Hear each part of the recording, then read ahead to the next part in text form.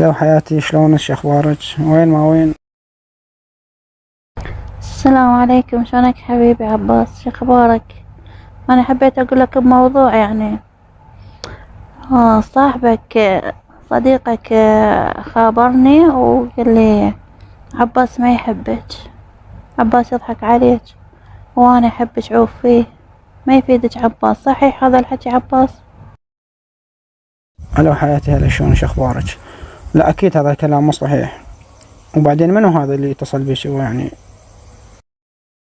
ما اعرف، بس هو صديقك اسمه سجاد، هو خابرني وقال لي هذا الحكي، وقال هو يعني يحجون عليك بالمنطقة، يقول عباس ما يريد، عباس ما يحبها و... وانتي عوفيه، يعني شكله تحبين انتي لازقة بيه وانتي يعني تركضين وراه وهو ما يحبك، عوفيه بنت الناس، هو خاطب. صحيح عباس انت خاطب وما تقول لي؟ انا ما اقدر بدونك عباس، اريد اسمع منك، ما اريد اسمع من صديقك. لا حياتي، هذا الحكي كله كذب، وانا احبك وانتم تعرفون هذا كله زين. وهذا صديقه، هذا انا راح اروح له هسه وانا اعرف شلون احكي بسيط، انا راح اعلم منه. يا بلا طلع هالحكي صحيح. صديقي لا يعرف ولا يعرفني ولا يحكي وياه، انتهت. يعني ما معقول يسوي بي هيك شيء. شلونك؟ عباس، شلونك؟ الله يخليك. ماكو ولا يا اقول لك عندي شغله تجي هنا في الموضوع يا شنو الموضوع عباس؟ لا ايش موضوع يخص بيني وبينك، بس تجانا راح افهمك. وش عشان اسمع شيء صار؟ الله بخير عباس، الله يخليك. شلونك؟ عبالي والله انا عندي سالفه بدي اسولف. قول عباس. بعد انا راح احكي لك ايش. احنا اخوه ان شاء الله، ما بينات. يعني تعرف البنيه اللي حطها هنا؟ اعرفها، تلسي لها. وش حكي؟ شلون تدخل لنا خاص وتقول لها عباس ما يحبش وعباس هيك انت شغال؟ لا يقول هذا عباس. هي تقول. لا عباس غلطان. لا والله غلطان.